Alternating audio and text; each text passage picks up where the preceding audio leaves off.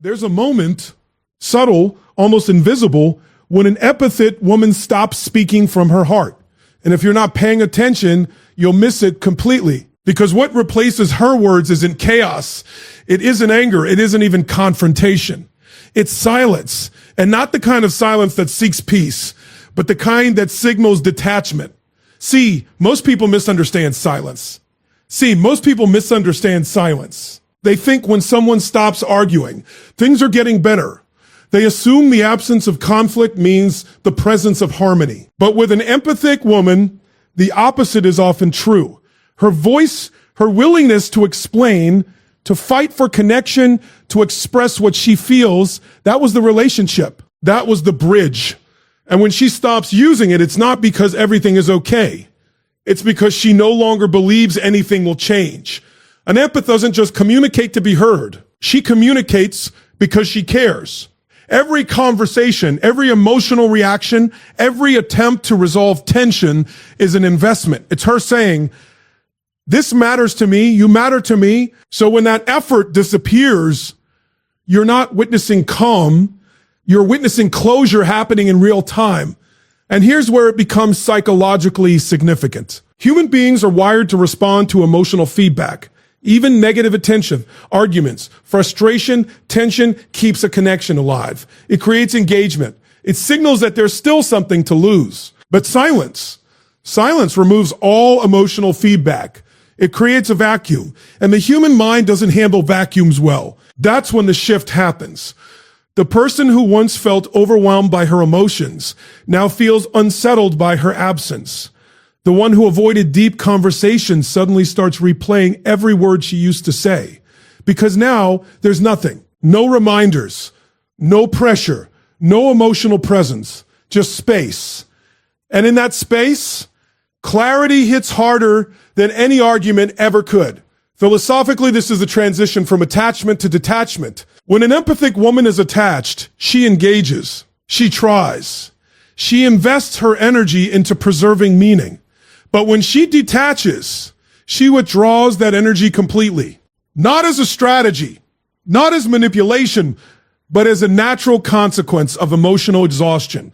She's no longer trying to be understood. She's no longer trying to make you understand. She simply stops. And what makes this so powerful is that it's irreversible in most cases. Because once an empath reaches that point, she's already processed the loss internally. The conversations you never had. She had them in her own mind. The closure you're just beginning to seek, she's already found it within herself. So while you're reacting to her silence, she's already moved beyond the need to be heard. This is why her silence feels heavier than her words ever did. Because words give you something to respond to. Silence gives you nothing except your own thoughts. And for many people, that's where the real discomfort begins. So when an empath woman goes quiet, don't mistake it for peace. Don't confuse it with patience. Understand it for what it is. A final withdrawal of emotional presence. Because once her silence replaces her love, you're no longer losing her attention. You're losing your place in her world. And once that silence settles in, something even more profound begins to unfold. Something most people never consciously recognized while it was there. The emotional supply is cut off. You see, an empathetic woman doesn't just exist in a relationship. She fuels it. She brings a level of emotional awareness, validation, and depth that most people don't even realize they're relying on. She reads between your words, senses, what you're not saying, and responds not just to your behavior, but to your inner state. That's a rare form of presence. And over time, it becomes something you depend on without ever acknowledging it. She's the one who reassures you when you doubt yourself. The one who softens your rough edges without making you feel judged. The one who listens, really listens, when the rest of the world is too distracted to care. And here's the key. She does it consistently. Not because she has to, but because it's in her nature to give, to nurture, to connect. But every system, no matter how resilient, has its limits. Psychologically, what she's providing is emotional regulation. She helps stabilize your internal world. When you're anxious, she grounds you. When you're uncertain, she brings clarity. When you're disconnected, she bridges the gap. That's not a small contribution. That's a foundational role. And when that role disappears, the absence is not subtle. It's destabilizing because now the emotional safety net is gone. There's no one translating your silence into understanding. No one absorbing your inconsistency and turning it into patience. No one filling in the emotional gaps you left unattended. And suddenly, the very things you once overlooked become impossible to ignore. This is where people start to feel something they can't quite name. It's not just missing her, it's missing how they felt around her. It's the loss of emotional certainty, the loss of being seen without having to explain yourself, the loss of a presence that made chaos feel manageable. And here's the deeper truth. Most people don't realize they were receiving this level of emotional support until it's gone. Because consistency is invisible when you're used to it. It fades into the background. It becomes normal, but remove it and everything shifts. Now, you're left to generate that same emotional stability on your own. And if you've never developed that capacity internally, the contrast is overwhelming. What once felt effortless now feels heavy. What once felt natural now feels forced. Philosophically, this is the difference between external and internal fulfillment. The empath was providing something externally that you hadn't fully built within yourself. And when she withdraws, you're confronted with that gap, not as punishment, but as reality. And understand this clearly. When an empath cuts off her emotional supply, she's not doing it to teach you a lesson. She's doing it because she has nothing left to give without losing herself. There's a boundary that gets crossed, not once, but repeatedly, and eventually her system recalibrates. It shuts down the output to preserve what remains. So now the warmth is gone. The validation is gone. The emotional cushion that once softened every fall is no longer there. And in its place is something far less comfortable, self-confrontation. Because without her presence to buffer your experience, you're left face to face with your own emotional patterns. Your avoidance, your inconsistency, your inability to meet her where she once stood waiting. And that's when it becomes clear. You didn't just lose a person, you lost a source of emotional depth, of understanding, of connection that was quietly sustaining something inside you. And once that source is gone, no amount of surface level interaction can replace it. Because what she gave wasn't ordinary, it was foundational. And when that foundation disappears, everything built on top of it begins to shake. And once that emotional supply is gone, something even more confronting begins to happen. She stops trying to fix you. Now, this is where many people experience a kind of delayed realization, because for a long time, they didn't even see what she was doing. It didn't look like fixing in the traditional sense. She wasn't controlling. She wasn't forcing change. She wasn't issuing ultimatums. What she was doing was far more subtle and far more powerful. She was holding a vision of who you could become. An empath woman has this unique ability to see beyond behavior. She sees patterns, wounds, contradictions. She recognizes the gap between who you are and who you have the potential to be. And instead of rejecting you for that gap, she leans in. She invests energy into understanding it, softening it, sometimes even carrying parts of it for you. She becomes patient where others would walk away. She becomes understanding where others would criticize. And in doing so, she often steps into a role that feels supportive on the surface, but underneath, it's deeply transformative. She's not just loving you for who you are. She's loving you for who you could be. But here's the reality. No one can sustain that role indefinitely without reciprocity. Because growth requires participation. It requires self-awareness, accountability, effort. And when those things are missing, the dynamic becomes imbalanced. She's giving insight, offering emotional clarity, creating opportunities for change, and those opportunities are either ignored, resisted, or taken for granted. Over time, that creates a kind of internal fatigue. Psychologically, this is where the empath begins to shift from engagement to observation. She stops intervening. She stops translating your behavior into something meaningful. She stops trying to connect the dots for you, not because she no longer undid, stands but because she realizes that understanding alone isn't enough to create change. And this is the turning point, because when she stops trying to fix you, she also stops buffering you from yourself. Before, she might have softened the impact of your actions. She might have explained your behavior in a way that made it easier for others, or even for you to accept. She might have absorbed emotional consequences that you weren't ready to face. But now, all of that disappears. What remains is unfiltered reality. You're no longer interacting with someone who's actively trying to elevate you. You're facing the direct results of your own patterns without interpretation, without cushioning, without rescue. And for many people, that's uncomfortable because it requires a level of self-confrontation they've been able to avoid. Philosophically, this is the moment where responsibility shifts completely back to the individual. The empath steps out of the role of emotional guide, and what's left is a clear, unaltered mirror. Not one that distorts or judges, but one that reflects exactly what is. And here's what makes this so significant. When an empathing woman reaches this point, it's not impulsive. It's not emotional reactivity. It's a conscious withdrawal of effort after repeated cycles of unmet potential. She has already asked herself the hard questions. She has already given the benefit of the doubt. She has already extended patience beyond what most people would consider reasonable. So when she stops trying, it's not because she didn't care enough. It's because she cared enough to recognize that she can't do the work for you. And that's a difficult truth to accept because it removes any illusion that change was just waiting for the right moment. It reveals that change required action, and that action never came. So now there's no more guidance, no more emotion, scaffolding, no more quiet attempts to steer you towards something better. Just space. And in that space, there's only one question left. What are you going to do with yourself? Now that no one is trying to do it for you, because when an empathetic woman stops trying to fix you, she's not giving up on your potential.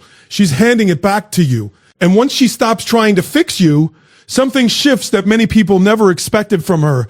The emergence of boundaries that are no longer flexible, no longer negotiable, and no longer influenced by emotion. This is where the real transformation happens. Because if you've known an empathetic woman in her earlier state, you've likely experienced her openness, her willingness to understand, to forgive, to give second, third, even fourth chances. Not because she lacks standards, but because she leads with empathy. She sees context where others see conclusions. She sees pain where others see behavior. And that perspective often makes her more tolerant than most.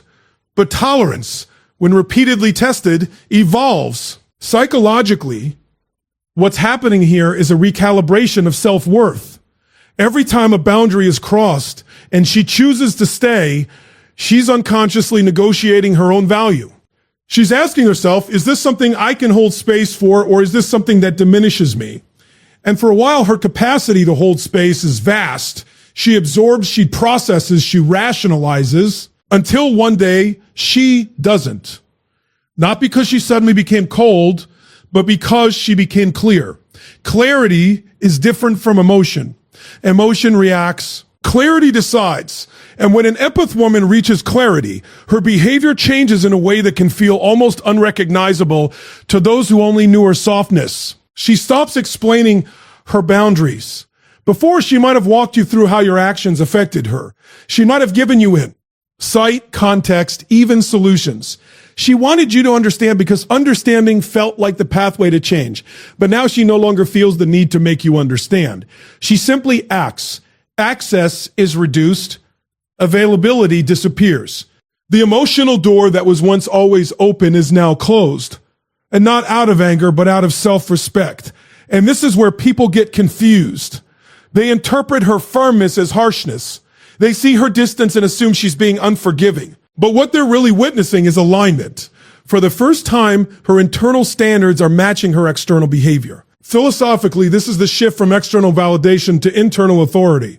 She's no longer making decisions based on how others feel, or how much potential she sees, or how much history exists. She's making decisions based on what is sustainable for her well-being. And that changes everything. Because now, the same behaviors she once tolerated are met with immediate disengagement. There's no negotiation, no emotional debate, no attempt to revisit the past. The line is clear, and once it's crossed, the consequence is consistent. That consistency is what makes her boundaries unbreakable. Not because they're rigid in a controlling way, but because they're rooted in self-awareness. She knows what it costs her to ignore them. She's experienced the emotional exhaustion, the internal conflict, the quiet erosion of her own needs. And she's no longer willing to pay that price. So when she says no, it's final. When she pulls back, it's intentional. When she walks away, it's not a reaction. It's a decision that's been forming long before you noticed it. And here's the deeper impact. People who were used to her flexibility often struggle the most with this version of her because they built their expectations around who she used to be.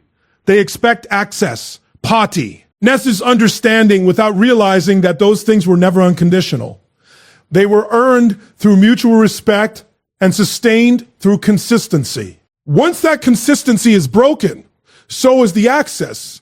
And there's no returning to the previous dynamic because she's no longer the same person within it. This is the paradox of the empath.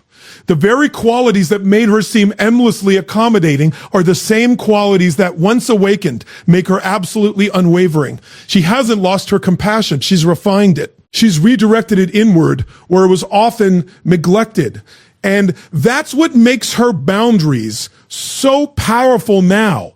Not just because she enforces them, but because she understands why they exist. So when you encounter this version of her, you're not dealing with distance for the sake of distance. You're dealing with a woman who has finally decided that her peace is not negotiable. And once an empathful woman reaches that level of self-respect, there is nothing you can say, do, or promise that will make her betray it again.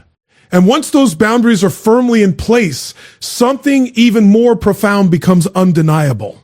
You lose access to her depth. Now, this is not something most people recognize immediately because depth isn't loud. It doesn't demand attention. It doesn't announce itself the way surface level attraction or excitement does. It reveals itself slowly over time in the way she listens, the way she understands, the way she connects dots that others don't even see. An empath woman doesn't just interact with you. She experiences you. She engages with your thoughts, your emotions, your contradictions, your silences. She meets you beneath the surface in a space where most people are either unwilling or unable to go. And when she invites you into that space, what you're receiving is rare. It's emotional intimacy without pretense. It's bed, Einstein, without performance. It's being understood without having to constantly explain yourself. But here's the reality. Depth requires openness on both sides. It requires presence, honesty, and a willingness to engage beyond the superficial. And when that exchange becomes one-sided, when she's the only one going deeper while the other person remains on the surface, something begins to fracture. At first, she compensates. She asks more questions. She tries different approaches. She creates opportunities for you to meet her at that level. Not because she's demanding, but because she believes in the possibility of connection. She sees what could exist if both people leaned in. But when those attempts are met with avoidance, inconsistency, or emotional unavailability, she starts to recognize a hard truth. Depth cannot be forced. Depth cannot be forced. Psychologically, this is where disillusionment sets in. Not with you as a person, but with the potential she once believed in. The version of you she connected with, the one she felt, the one she imagined building something meaningful with, begins to dissolve under the weight of reality. And when that happens, her depth doesn't disappear. It withdraws. She stops offering the parts of herself that required vulnerability. She stops initiating conversations that go beyond the surface. She stops sharing her inner world with someone who has shown they cannot hold it with the same level of care. And this is where the loss becomes irreversible. Because once an empath woman closes access to her depth, she doesn't reopen it easily. Not out of pride, not out of punishment, but out of recognition. She understands the value of what she was giving, and she understands the cost of giving it to the wrong person. Philosophically, this is a shift from unconscious generosity to conscious discernment. Before, she gave freely because it felt natural. Now, she gives selectively because it's necessary. She no longer equates openness with connection. She understands that true connection requires mutual capacity, and without that capacity, depth becomes a liability rather than a strength. So what does this look like from the outside? Conversations become lighter, shorter, less meaningful. The emotional richness that once defined your interactions is replaced with neutrality. She's still polite, still composed, but the substance is gone. The feeling that you are part of something deeper, something rare, it's no longer there. And what makes this so difficult to process is that you can sense the difference, even if you can't fully articulate it. You know something valuable has been lost. You feel the absence of something that once made the connection feel significant.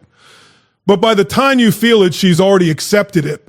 Because for her, the loss didn't happen in a single moment. It happened gradually through every missed opportunity for real connection, every avoided conversation, every instance where depth was met with distance. So when she finally pulls back, it's not a reaction. It's a conclusion. You didn't just lose her presence. You lost access to a level of connection that most people spend their entire lives searching for and rarely find. And once that door closes, it doesn't reopen for familiarity, history, or regret. Because depth, once unappreciated, does not return. It relocates. And when all of this is unfolded, when the silence is settled, the emotional supply has been withdrawn, the effort to fix has ended. The boundaries have solidified and the depth has been reclaimed. What remains is perhaps the most difficult reality to accept. She becomes a stranger you can't reach, not because she's trying to be distant, not because she's playing a role or proving a point, but because something fundamental has shifted within her. The emotional connection that once made access to her feel natural, even effortless, is no longer there. And what replaces it is not anger. It's indifference. Now, this is where most people get it wrong. They assume that if she's no longer expressing frustration, no longer reacting, no longer engaging emotionally, then maybe things have neutralized. Maybe there's still a chance to rebuild. But indifference is not neutrality.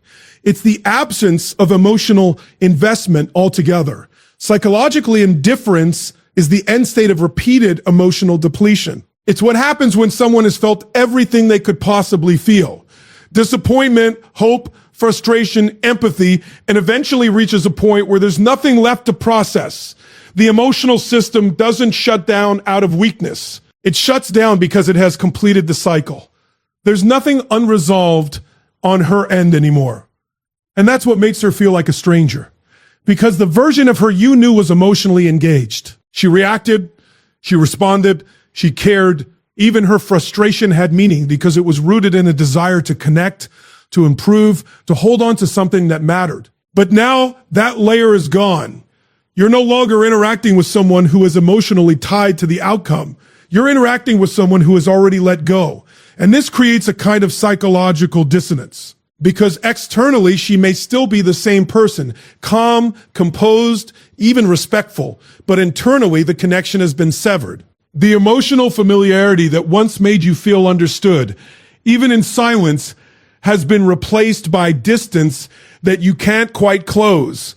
You might try to reach her the way you used to. You might bring up the past, attempt to reconnect, even try to evoke a reaction, anything that resembles the emotional engagement that once exists. But what you'll find is that those attempts no longer land the same way because she's no longer there in the way she once was. Philosophically, this is the final stage of detachment. It's not about creating distance. It's about becoming unaffected.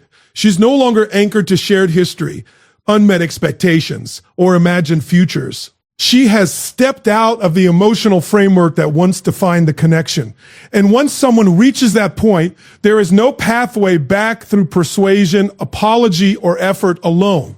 Because reconnection requires emotional openness, and she has already closed that door, not impulsively, not out of pride, but out of resolution. She has made peace with what was, accepted what is, and released what could have been. And in doing so, she has reclaimed her emotional autonomy. That's why she feels like a stranger, Not because she changed into someone else, but because she returned to herself without the attachment that once included you. And here's the part that's hardest to accept. You can't compete with indifference. You can negotiate with anger. You can respond to sadness. You can even work through frustration. But indifference offers no entry point. It gives you nothing to engage with, nothing to influence, nothing to rebuild from. It simply exists as a quiet, immovable reality. So when you find yourself standing in front of this version of her, trying to understand how someone who once cared so deeply can now feel so distant, recognize what you're actually witnessing, you're not seeing the loss of emotion. You're seeing the completion of it. And once an empath woman reaches that state, she doesn't look back, not because she's cold, but because there's nothing left pulling her there. She has already let go. And when someone lets go at that level, they don't just walk away from you, they walk beyond your reach. When you step back and look at the entire journey, what you begin to understand is that nothing about this transformation is sudden. It doesn't happen overnight. It's not impulsive, and it's not driven by ego. It's a process, a quiet internal shift that unfolds over time. An empath woman doesn't wake up one day and decide to stop caring. She arrives there. She arrives there after trying to communicate when she wasn't heard, after giving when it wasn't reciprocated, after seeing potential that was never realized, after extending patience beyond what most people would consider reasonable. Every moment you thought she was still there, she was slowly detaching. Every time you assumed things were fine, she was recalibrating her emotional investment. By the time you notice the change, she's already gone through the hardest part. And that's the part most people never see. They see the silence, but not the conversations she had with herself. They feel the distance, but not the emotional weight she carried before creating it.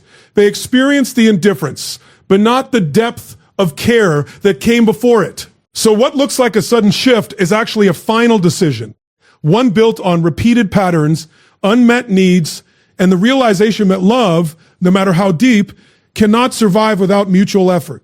And this is where the lesson becomes universal. Because this isn't just about losing an empath woman. It's about understanding the cost of taking emotional presence for